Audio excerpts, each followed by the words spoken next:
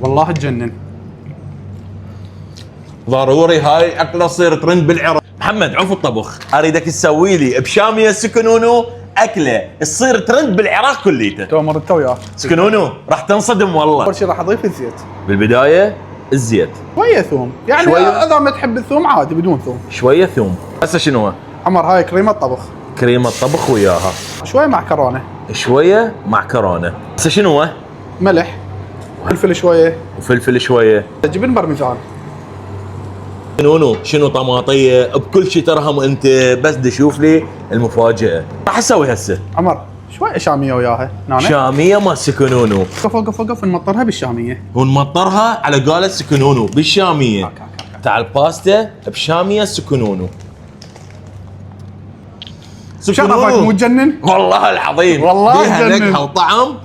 شاميه بالباستا ضروري تجربوها، لازم هاي يصير ترند الاكله. شاميه سكنونو بالباستا، شعللها ومطرها يابا.